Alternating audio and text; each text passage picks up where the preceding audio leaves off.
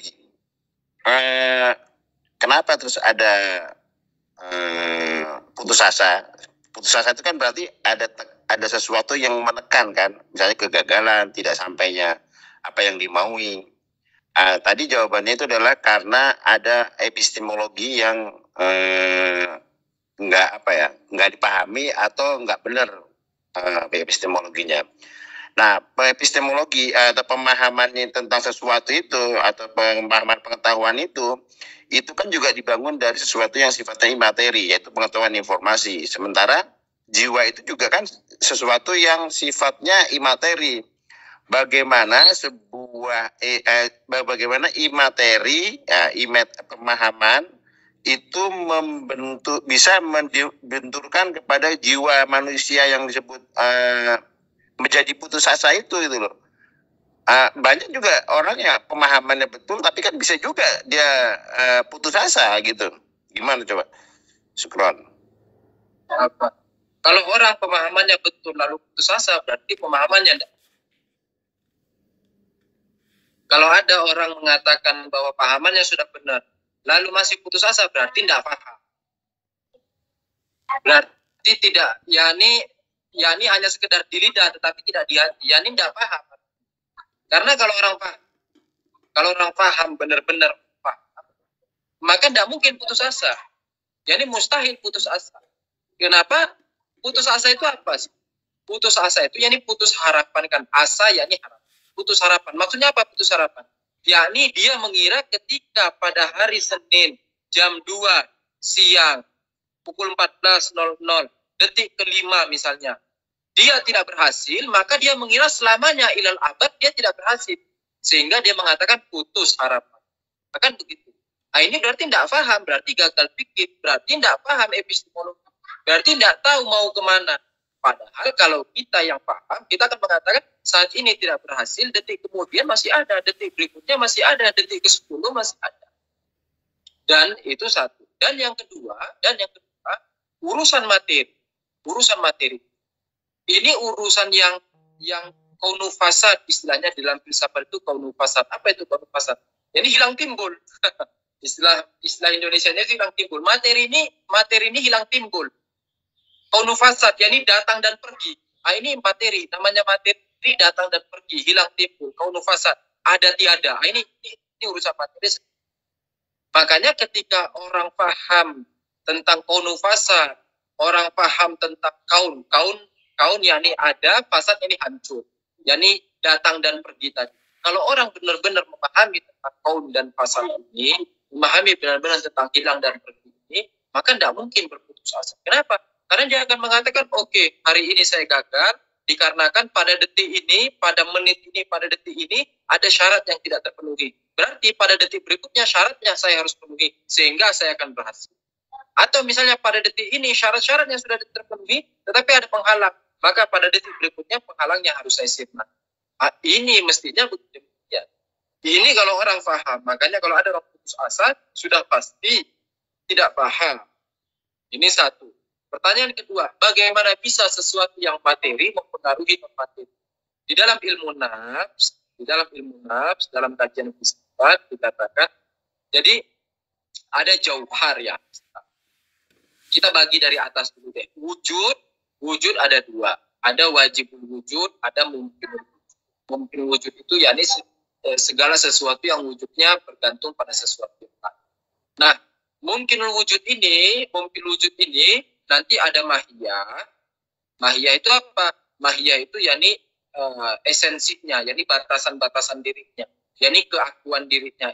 Misalnya Yusuf apa? Yusuf yakni insan nate yang tingginya sekian, warna kulit sekian, tinggal di sini dan sebagainya.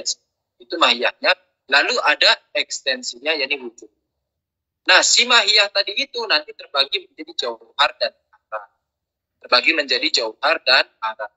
Nah, si jauhar itu ada 5. Ada akal, ada nafs, yakni ruh itu. Kemudian ada jisim tabi'i, ada surah, ada madda. Nah, sekarang apa bedanya 5 ini? Dari 5 ini dikatakan ada yang akal murni. Akal murni itu apa? Akal murni yakni non-materi murni. Non-materi murni itu siapa? Non-materi murni yakni alam akal. Ini jauhar yang pertama yang dalam. Lalu ada yang materi murni. Materi murni yang mana? Materi murni yang jisim, maddah dan sunnah. Ini materi murni. Maddah dan mati. Dan ada pula yang dia setengah materi, setengah non materi. Setengah materi, setengah non materi. Siapa itu? Yaitu ruh tadi, yaitu nafs tadi, yaitu jiwa tadi. Di mana dikatakan jiwa adalah jauhar, di mana secara zatnya dia non materi, tetapi secara perbuatannya dia materi. Ini ruh. Maka ruh itu sekalipun zatnya dia non materi, tetapi dalam tindakannya dia masih mempergunakan yang materi-materi ini. Contoh misalnya untuk sholat, kan kita misalnya ruh mau istilahnya mau mendapatkan serapan rohani dan sebagainya, ya sholat, ya baca doa dan sebagainya, kan masih tindakan jasmani. Atau misalnya ruhnya mau pergi ke madrasah, yang pergi ke madrasah itu badan atau ruh? Ya kita katakan yang pergi ke madrasah itu ruh, tetapi dengan apa? Dengan tindakan si badan. Jadi di dalam ruh itu si materi masih mempengaruhi. Kenapa? Karena dalam perbuatan si ruh itu masih mempergunakan materi, yakni si jisim ini, yakni si badan. Jelas ini Pak? Nah, jelas. Jadi kesimpulannya orang putus asa itu sebetulnya itu kan materi, tapi karena lebih kuat condong kepada materinya sehingga dia menjadi putus asa gitu ya. Iya. Karena melihat semuanya itu hanya terbatas, makanya Anda bilang tadi, yani tidak tahu mau kemana, tidak tahu dari mana dan tidak tahu mau kemana. Jadi dia mengira bahwa ujung dari semua alam ini ya detik ini sekarang ini pada saat saya gagal. Ketika saya gagal ya sudah berakhir sudah alam saya, akhirnya bisa bunuh diri dan sebagainya. Kenapa? Karena dia tidak tahu bahwa kita sumbernya dari suci, kembalinya juga akan ke suci. Maka di tengah-tengah ini juga suci. Detik ini juga kita dalam wajah-wajah suci. Fa'ina matwalu pasama matwalu. Kemana saja kau berada wajahmu, maka di situ kau melihat wajah Tuhan. Yani saat ini juga wajah-wajah Tuhan. Di mana ada, kalau di kajian Irfan dikatakan, di mana ada kamu bisa menemukan satu wajah, satu titik, satu rongga yang keluar dari tajalli Tuhan, dari wilayah Tuhan, itu tidak mungkin ada. Makanya ketika orang memahami ini tidak mungkin putus asa. Kenapa? Karena pada saat saya pun saat ini tidak berhasil misalnya jadi juara 1, saya ini sedang berada dalam wilayah Tuhan. Ngapain saya harus putus asa?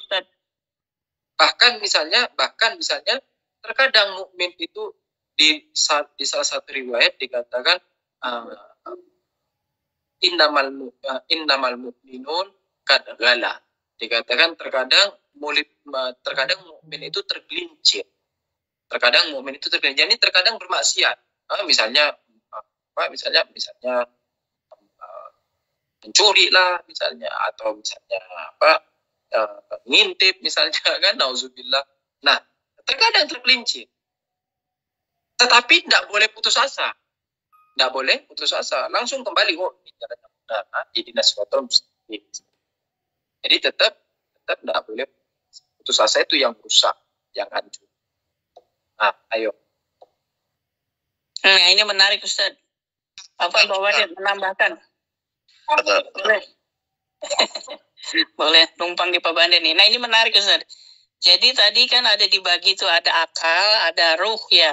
Ruh atau jism yang dia zatnya adalah non materi, tapi tindakannya itu adalah materi, seperti sholat atau amal lah, kira-kira seperti itu ya. Tapi seperti tadi orang yang putus asa itu karena kurangnya literasi atau kurangnya ilmu pengetahuan, sehingga dia cepat putus asa. Nah, ilmu pengetahuan sendiri kan ada di akal ya Ustaz ya. Ada di akal, itu pertanyaan saya, di akal. Nah, antara akal dengan kemudian masuk turun kepada ruh sehingga si akal ini mengisi ruh sehingga orang itu tidak putus asa. Itu satu. Yang kedua menarik juga diungkap di sini, meskipun kita itu belum berhasil gitu ya, tapi kita harusnya tetap bersyukur karena kita ada di dalam wilayahnya Tuhan. Karena tidak ada satu sekat pun kecuali itu wilayahnya Tuhan. Nah, mengimplementasikan atau menghudurikan pengetahuan tentang wilayahnya Tuhan itu bagaimana, Ustaz? Ini bagus banget ini. Gitu. Jadi tidak ada ruang sedikit pun untuk seorang mukmin ini berputus asa dengan sabda Amirul Mukminin. Nah, ini mungkin ini yang saya paham ini mengerucut ke sini. Tapi how-nya itu gimana? Sering-sering didawamkan. Afirmasi gitu ya, Ustaz?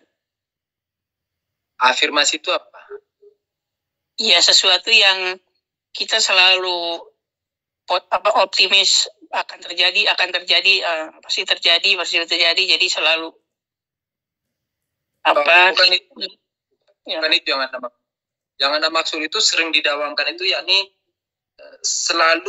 selalu menyampaikan ke diri bahwa kita dalam wilayah dalam setiap aktivitas sehingga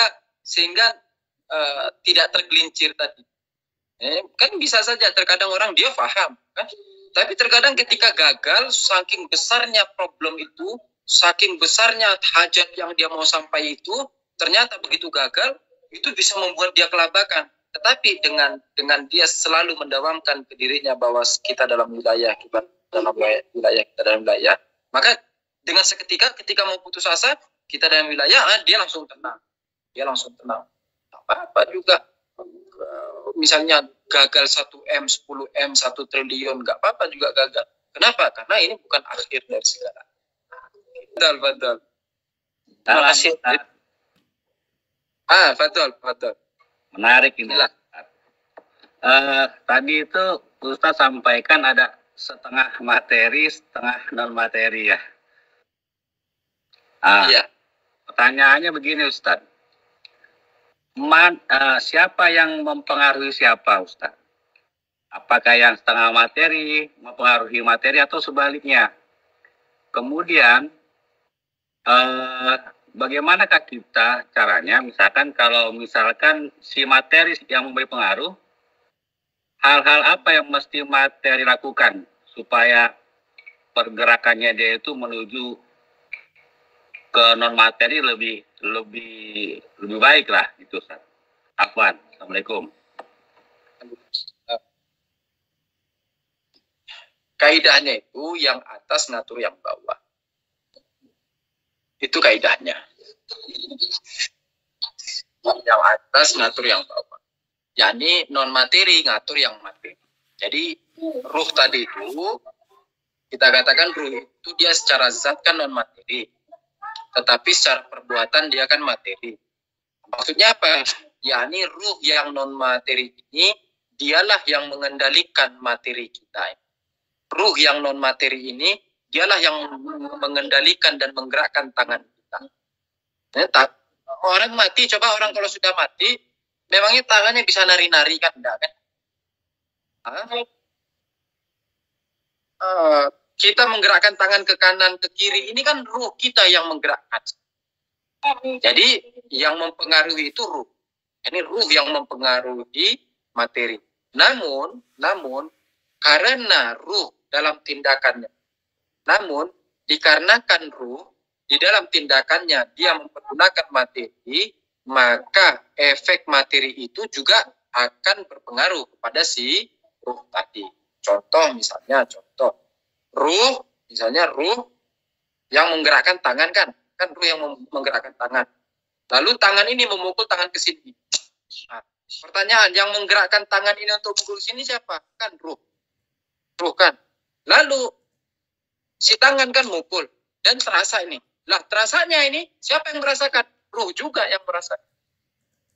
Loh, padahal ini pukulan ini kan materi, ini kan badan ketemu badan ini. Iya, ini sekalipun badan ketemu badan, tetapi karena ruh kita masih berhubungan sama badan ini, maka ruh akan merasakan pukulan ini. Yani ruh itu apa istilahnya ya? Mengimpuls. Istilahnya mengimpuls. Yani kalau di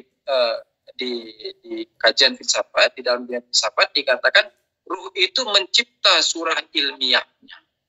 Yani apa mencipta surah ilmiah? Aduh, nih kajian tingginya Anda bawa ke Mantap Ustaz. Lanjut Ustaz. Bukan, masalahnya ketinggian. Jadi Anda mau cari bahasa ringannya. Surah ilmiah itu kayak begini. Surah ilmiah itu kayak antum kan bisa mengkrip bayangan-bayangan di kepala kan ya? Bisa nyiptain apa saja di kepala kan ya? Bisa. Itu namanya surah ilmiah. Itu namanya surah ilmiah. Apa istilahnya? Konsepsi. Konsep. Yani ciptaan akal. Ciptaan akal itu namanya surah ilmiah. Segala ciptaan akal itu namanya surah ilmiah. Nah, sesungguhnya ketika tangan kita ini mukul begini, tangan kita mukul begini, ini bukan tangan kita yang sakit, bukan. Tangan kita tidak ada sakitnya. Lalu siapa yang sakit? Siapa yang sakit? Ruh kita yang sakit. Makanya orang mati dipukul 1000 kali juga tidak akan aduh, tidak akan gitu. Tapi coba orang hidup dicubit, kan gitu, dicubit, Kenapa? Karena ruhnya yang sakit. Lah, lalu bagaimana? Ini tangan jasmani, ini tangan juga jasmani. Ketika saya pukul ini jasmani ketemu jasmani. Lalu bagaimana ruh itu bisa sakit? Kamu bilang, kita katakan bahwa pada saat tangan ini memukul tangan ini, maka si ruh pada saat yang sama dia menciptakan surah ilmiah tadi itu, yakni mengkrip konsep tadi itu sehingga terbentuklah apa istilahnya bayangan sakit bagi ruh tadi. Itu istilahnya surah ilmiah. Makanya segala yang dirasakan oleh ruh, baik suka maupun duka, sakit atau senang, itu sebetulnya hasil ciptaan ruh. Itu sesungguhnya adalah hasil ciptaan ruh. Wa illa, yakni si pukulan ini, maka ini tidak akan hadir di kepala, tidak akan hadir di ruh ini. Antum mukul begini, ini tidak akan hadir di ruh. Apa bedanya antum mukul di sini dengan antum mukul mayit? Apa bedanya? Tidak ada beda. Mayit coba kalau yang udah mati, antum patah-patahin misalnya kaki buat kita. Yang ekstrim ya, orang udah mati dipatahin, kajian apa? Contoh saja. Jadi orang udah mati misalnya kakinya dipatahin, itu tidak akan kesakitan. Kenapa? Karena itu cuma jasmani doang, itu cuma badan doang. Sama juga kita ini kalau kita pukul-pukul gini, ini badan sama badan ini nggak ada sakitnya. Lalu yang sakit mana? Yang sakit itu ruh yang merasakan sakit. Lalu bagaimana bisa ruh merasakan sakit? Orang ini kamu bilang badan ketemu badan. Kita bilang karena ruh itu mencipta konsep, yakni mencipta surah. Itu istilahnya tajassum amal. Yang sakit ruh tumbuhan atau ruh manusianya tadi. Karena kan di dalam manusia itu ada 3 macam ruh, yaitu ruh manusia, ruh tambang, dan ruh yang tumbuhan gitu tadi. Sakit itu ruh tumbuhnya. Kalau ruh insan yang sakit ruh tumbuhannya ya tadi. Iya, kan ada ruh tambang kita ini, istilahnya bukan ruh tambang ya, namanya daya tambang atau kuwah, istilahnya kuwah. Mungkin diterjemahin di Indonesia menjadi ruh, tetapi bahasa falsafinya disebut kuwah, yakni kuwah ma'daniyah, kuwah nabatiyah, kuwah hewaniyah, dan kuwah insaniyah. Ini beda mas. Jadi ada daya tambang, ada ruh tambangnya, lalu ada ruh tumbuhnya, nabatinya, lalu ada ruh hewaninya, lalu ada lagi ruh insani, yakni ruh ilahi, atau istilahnya nafas rahmani, kalau pernah mendengar nafas rahman. Nah, ini tingkatan-tingkatan di pembahasan di pembahasan ruh di dalam filsafat. Nah, yang sakit itu ruh tumbuhan. Yang sakit kita dipukul ini ruh tumbuhan. Ruh tumbuhnya, ruh nabatinya tadi. Tapi itu kalau meninggal itu kan ruh tumbuhan dan atau tadi dikatakan daya tumbuhan dan daya tambang itu masih tetap ada, Tat. Walaupun itu sudah ruh manusianya itu sudah lepas. Nah, itu ruh tumbuhannya itu kan akhirnya sampai terjadi pembusukan, sampai berhenti terjadinya pembusukan itu baru ruh tumbuhannya terus sudah tidak lagi dengan jasad. Kalau ruh tambang mungkin masih yang lebih lama lagi itu terhadap jasad manusianya. Itu gimana, Tat? Iya, benar. sebelum ke sini perlu disampaikan bahwa ruh tambang, ruh nabati, ruh hewani dan ruh nafas rahmani atau ruh insani ini bukan 4 ruh yang terpisah loh ya. Hati-hati ya. Jadi jangan mengira bahwa ini 4 ruh yang terpisah, yakni ini 1 ruh, ini 2 ruh, ini 3 ruh, ini 4 ruh, sehingga di dalam tubuh kita ini ada 4 ruh yang terpisah. Tidak ya. Dia satu kesatuan. Semacam misalnya Yusuf contohnya. Yusuf ini dia sekaligus anak fulan, dia sekaligus ayah fulan, dia adalah pelajar agama, dia adalah orang Indonesia, dia adalah tinggal di Kuwait. Bisa memahami ini? Bisa tidak memahami? Jadi dia bukan 4 hal yang terpisah satu persatu, bukan. Melainkan istilahnya itu baju demi baju. Baju dilapis baju. Nah, istilahnya gitu. Istilahnya laps ba'dal laps. Baju setelah baju. Nah, ini tingkatan ruh. Jadi sama seperti misalnya orang bilang di tingkatan ibadah itu ada syariat, ada tarikat, ada hakikat. Lalu orang memisah. Jadi syariat itu sendiri, tarikat itu sendiri, hakikat itu sendiri. Oh enggak, ini bukan terpisah. Ini satu kesatuan. Jadi satu cuman berlapis-lapis. Sama kayak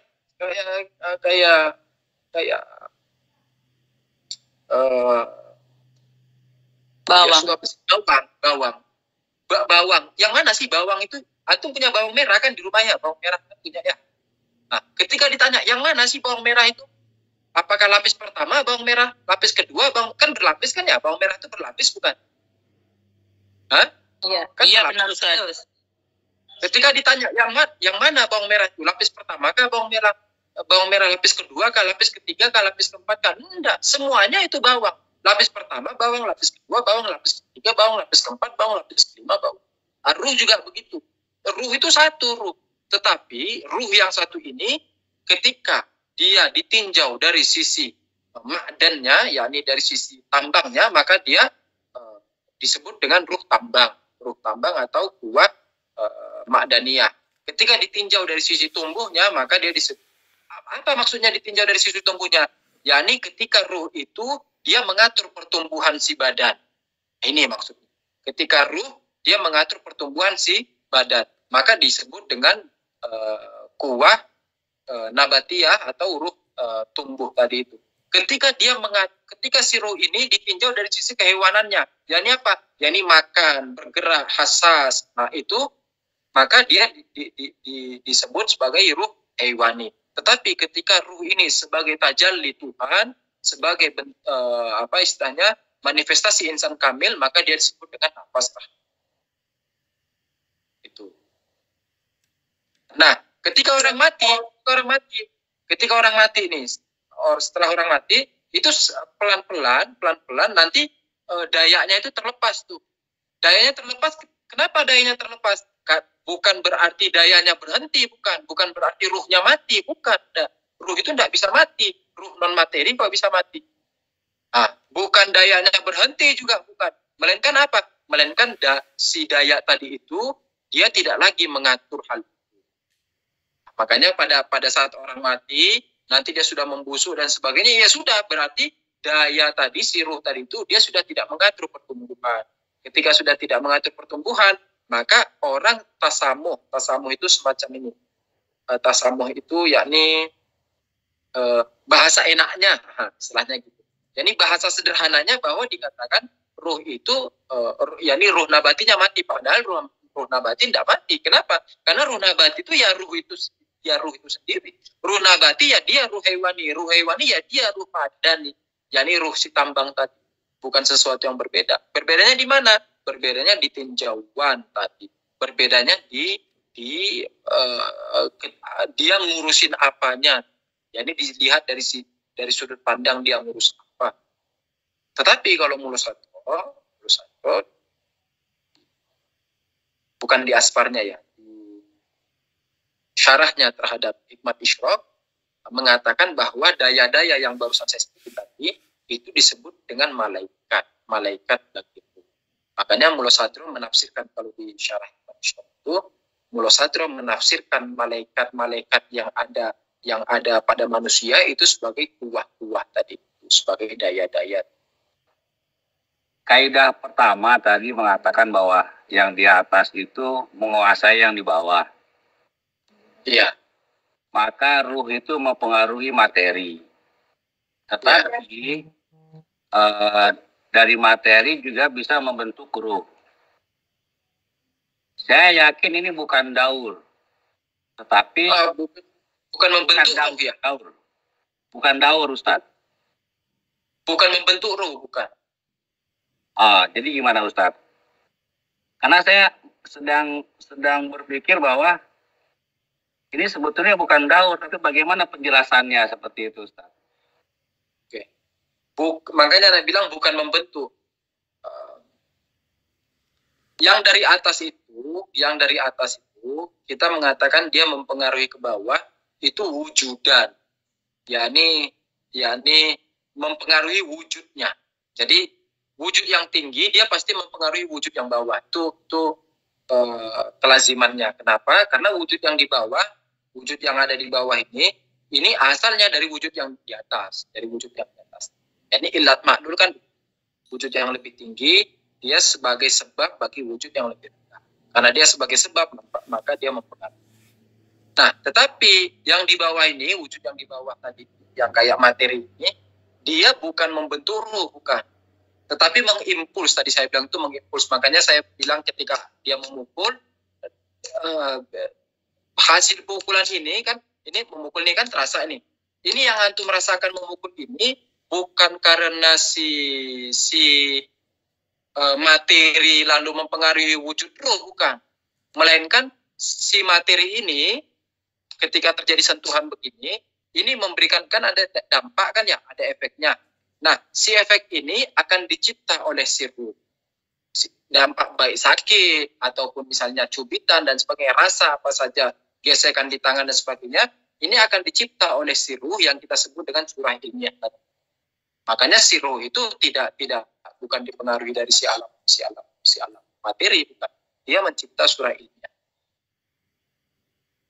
Ustaz dulu waktu di Kalam pernah menjelaskan gini, ketika kita tertarik kepada durian lalu kita makan, kemudian makan suka, lalu besok makan lagi, makin suka, jadi sesuatu yang doyan lah, sesuatu yang menjadi sesuatu yang kebiasaan atau sesuatu yang yang paling yang disukai itu apa sih? Menjadi hobi misalnya seperti itu ya, sesuatu yang dilakukan akhirnya menjadi jadi merindukan lah kan gitu, seperti itu. Seperti itu Ustaz. Jadi dampaknya itu kan menjadi sesuatu yang makin menguat kepada wujud keinginan untuk menjamah durian lagi misalnya seperti itu. Diibaratkan kira-kira seperti itu kan, kebaikan juga begitu atau keburukan pun begitu. Bisa seperti itu nggak Ustaz? Maksudnya ruh menstimulasi atau tadi menstimulasi si wujud kan si jasad gitu kan, seperti sholat misalnya kan, kita sholat ya memerintahkan ruh lalu tapi jasad kan yang sholat, nah atau sholawat, tapi segala sesuatu perilaku yang diulang akan menjadi sebuah kebiasaan gitu seperti itu ruh ilmiah itu maksudnya Ustaz ya? Bukan. Kayak yang antum sampaikan benar ya, cuman surah ilmiah itu bukan itu. Surah ilmiah itu yakni hasil ciptaan akal, itu namanya surah ilmiah. Hasil ciptaan akal yakni surah ilmiah. Contoh misalnya gini. Antum cubit tangan tuh, kan kerasa sakit kan ya? Antum ketika cubit tangan kan rasa. Nah, rasa sakit itu bukan rasa sakit materi, bukan. Ini sakit yang antum katakan sakit ini, itu tidak pernah sampai di akal. Ini. Cubitan antum itu tidak pernah sampai di akal antum. Lalu terus yang antum fahami sakit itu apa? Itu hasil ciptaan akal antum sendiri. Sama kayak gini nih. Antum lihat gambar Anda enggak ini? Iya, lihat. Cakep. Lihat kan ya? Tetapi gambar Anda ini tidak pernah hadir di kepala antum. Yang antum lihat ini tasawuf. Yang antum lihat ini Ini hanya sampai di mata toh. Yang antum lihat sekarang ini hanya sampai di mata saja, enggak pernah sampai di kepala, enggak pernah. Yang antum lihat ini hanya sampai di kepala, di mata saja, enggak pernah sampai di kepala. Lah terus yang di kepala itu, kan antum paham nih, antum lihat ana ini kan lihat kan ya, dan paham yang ana sampaikan. Ya. Paham. Suara kan sampai ke sana nih. Iya, benar. Suara saya ini itu hanya sampai di telinga antum saja semata sudah. Sampai di telinga selesai. Oke? Nah terus gimana antum bisa memahami ini? Itu akal antum mencipta untuk di alamnya sendiri. Yang sesuai dengan gambaran yang dilihat mata. Akal antum mencipta fahaman yang sesuai dengan yang diterima oleh telinga. Akal antum mencipta sesuai dengan yang diterima oleh cubitan tangan tadi itu. Itu yang disebut surah ilmiah. Makanya saya katakan bahwa jisim itu tidak mempengaruhi wujud ruh. Kalaupun mempengaruhi itu, kalaupun kita katakan mempengaruhi, itu tasamuhan ya. Jadi sebagaimana yang kita katakan tadi bahwa ketika mata melihat ini kan materi nih, mata melihat kan materi kan ya. Benar. Tetapi kan faham kita. Lah, yang difahami itu bukan materi ini yang masuk kepala. Wailah kalau ditanya, gimana ini materi bisa masuk kepala? Nggak bisa, nggak akan pernah bisa masuk materi kok masuk di kepala. Yang dilihat ini sampai sebatas mata toh. Nah, nanti di mata itu ada semacam apa ya? Semacam signal-signal begitu. Lalu akal mencipta, akal membuat filenya sendiri yang sesuai dengan apa yang ditangkap mata tadi. Itu kalau pandangannya Mulla Sadro. Ada juga pandangan lain kayak misalnya pandangan Ibnu Sina. Pandangan Ibnu Sina juga berbeda, pandangannya Syekh Isyraq juga berbeda. Ala kuliah yang Anda sampaikan ini kurang lebih pandangan-pandangan yang lebih bisa diterima. Kalau pandangannya Aristoteles, misalnya Aristoteles bilang enggak. Orang melihat tuh gimana sih? Orang melihat tuh yakni dari mata saya itu ada cahaya. Nah, cahaya itu menembak ke objek yang dilihat, lalu dari objek itu memantulkan kembali cahaya itu dan diserap oleh mata. Itu yang kita pahami. Kalau Aristoteles demikian, Ibnu Sina juga. Kalau Syekh Isyraq bilang enggak. Syekh Isyraq bilang tatapan, penglihatan dan sebagainya itu isyraqi, yakni pancaran cahaya. Yakni ketika mata saya melihat ke objek ini, lalu ada cahaya yang sampai ke objek itu, dan di mata saya juga ada cahaya, maka objek ini karena dia satu ritme dengan mata, maka bisa dilihat. Ini kalau pandangannya Syekh. Tapi pandangannya Mulla Sadro lebih bisa. Yang tadi baru saya sampaikan. Jadi yang dilihat itu tidak pernah sampai di kepala. Melainkan apa? Kepala akan mencipta sendiri surah ilmiahnya tadi itu atau konsepsinya itu yang sesuai dengan yang dilihat. Bismillahirrahmanirrahim. Apakah hal-hal yang tadi itu berkaitan dengan 4 potensi pada ruh manusia, yaitu berupa akal, wahem, terus khodob, satu lagi itu saya lupa itu. Sudah lama nggak diingat-ingat lagi. Mungkin bisa diingatkan sama antum, tak? Demikian, tak?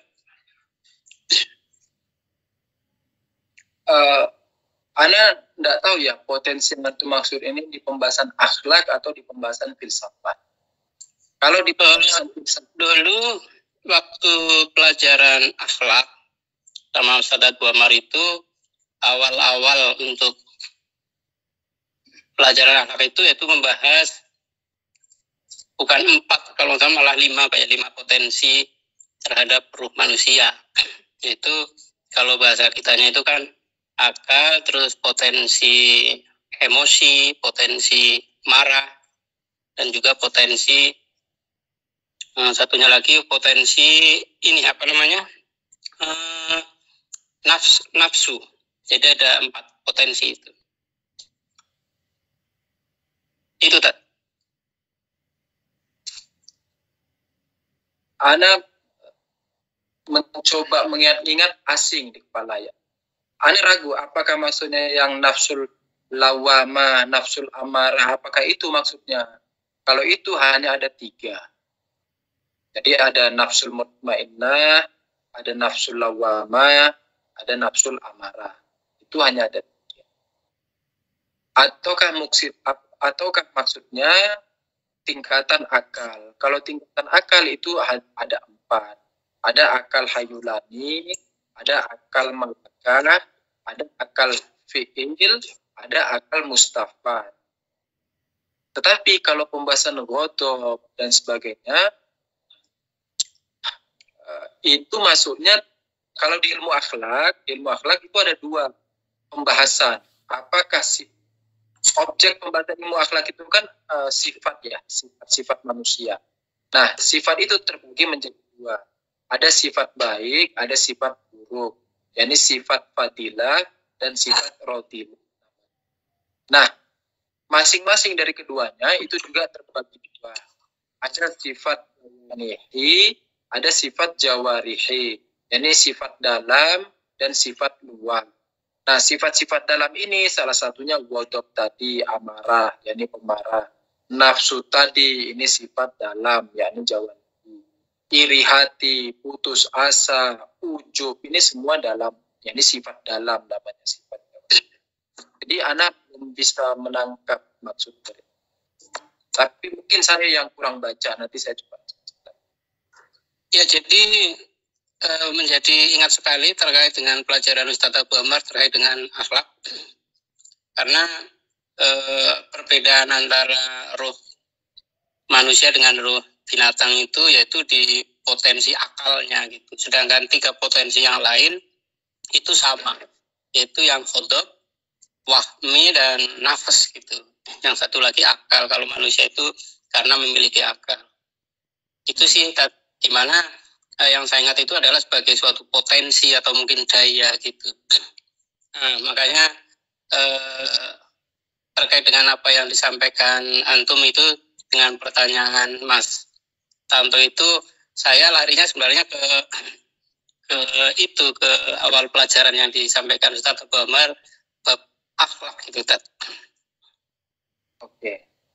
Ada juga pembagian, tetapi masuknya di pelajaran ilmu mantik, di pelajaran ilmu logika, bahwa dikatakan manusia ini memiliki 4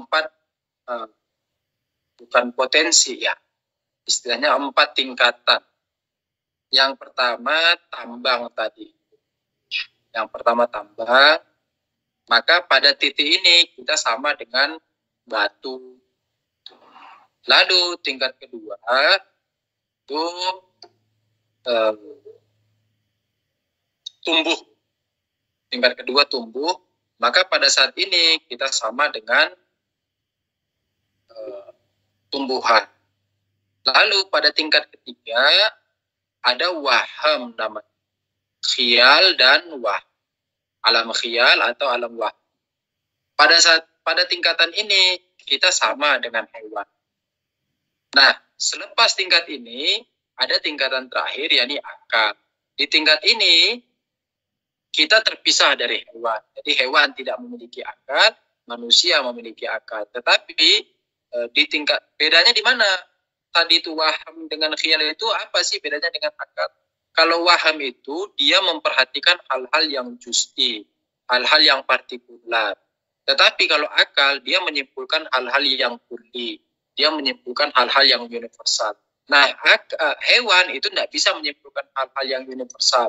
Misalnya apa? Misalnya hewan 1 kali kena bakar, 2 kali kena bakar, 1 kali kena api, 2 kali kena api, 3 kali kena api. Dia tidak akan memutuskan, oh kalau begitu setiap kali kena api maka akan panas. Dia tidak bisa begitu. Nah, kalau maksud antum ini, itu bukan potensi, melainkan itu tingkatan, istilahnya tingkatan derajat akal, tingkatan derajat manusia. Yakni dari sisi terbedakannya ada makhluk, tumbuhan, hewan, dan manusia. Karena kalau potensi, istilah kata potensi ini di dalam filsafat itu disebut dengan imkan istidadi. Imkan istidadi yakni potensi, istidad yakni potensi. Tetapi kalau maksudnya daya, iya, daya tadi itu yang kita sebutkan. Ada daya tambang, ada daya nabatnya, ada daya hewannya. Nah, di daya hewan kita sama hewan itu masih sama. Di alam wahminya itu kita masih sama. Khialnya kita masih sama, tapi di akal kita sudah beda. Di mana akal tidak punya, hewan tidak punya akal, manusia punya akal. Jadi di wahminya kita sama hewan. Ya, wahmi itu apa tadi kita katakan? Wahmi yakni hal-hal yang juz'i, hal-hal yang particular. Makanya hewan itu juga dia memiliki istilahnya intuisi ya. Wahmi itu intuisi, yakni makanya hewan itu dia nyusuin anaknya, misalnya kalau sapi atau kalau ayam misalnya dia ngendokin ayamnya. Tetapi dia tidak memahami hukum kulli bahwa setiap telur maka istilahnya harus diendokin. Dia tidak memiliki kulli seperti itu. Diangermin tak bunga diindokin, diangermin. Diangermin. Iya, ya, jadi potensi, kalau saya sih potensi sama daya itu terkait langsung kalau belajar fisika maksudnya. Jadi potensi adalah suatu kandungan, apabila dia diimplementasikan potensi itu itulah menjadi daya gitu. Saya makanya terkadang waktu menyimak pelajaran dari Ustadz Abu Omar kadang mengatakan potensi, kadang mengatakan daya. Mungkin itu yang dimaksud terkait dengan pelajaran fisika itu. Dan itu benar untuk sampai karena artinya kalau di bab lain misalnya tadi terkait dengan mantik itu bahwa potensi itu ada makna yang lain. Nah, ini baru paham, baru tahu gitu. Nah, demikian barangkali bisa mengingatkan pelajaran-pelajaran yang lalu. Terima kasih. Tapi sudah benar, antumnya sudah benar. Si kuwah ini istilahnya kuwah dalam bahasa Arabnya istilahnya kuwah. Jadi kuwah ini Ustadz Abu Omar juga waktu itu terkadang juga kuwah, daya, potensi gitu diabsimilarkan gitu. Iya, betul. Jadi kuwah ini terkadang dia bermakna daya, terkadang dia bermakna potensi. Makanya kan kita mengatakan bil kuwah yakni secara potensial. Tetapi juga kuwah bermakna daya, yakni apa daya? Daya yakni kekuatan, yakni apa istilahnya tenaga. Namun sebagai tambahan nih, tadi udah selesai tapi ini tambahan, hanya kayak semacam apa ya, curhat. Jadi dengan pelajaran yang dapat dari Ustadz Abu Omar terkait dengan 4 kuwah itu sangat berpengaruh terhadap saya ya, khususnya, nggak tahu kalau teman-teman yang lain waktu itu juga teman-teman juga ikut nyimak, itu menjadi pemikiran yang luar biasa buat saya itu untuk belajar bab yang lain, baik fikih maupun akhlak maupun tauhid. Itu luar biasa terkait dengan 4 kuwah tadi. Terima kasih. Kalau boleh menambahkan, selain itu pula juga dikarenakan nafasnya beliau. Jadi beliau itu sahibun nafas itu yakni nafasnya itu menggerakkan orang. Kalau Anda meyakini, yakni tidak lepas. Insya Allah begitu ya, Hasan. Oke, masih ada yang lain? Kalau tidak ada, mau menyampaikan kemungkinan besar minggu depan kita libur. Kemungkinan besar minggu depan kita libur sampai nanti setelah Arba'in. Sampai nanti insya Allah kita ketemu setelah. Semoga antum sehat selalu dalam lindungan Allah Ta'ala, dalam ya ini Muhammad alaihissalam, murah rezekinya, berkah hidupnya insya Allah, dilancarkan semua urusan-urusan antum, dan diberi nikmat dalam mencicipi ibadah dan belajar kepada Allah. Ini malam Jumat, ya,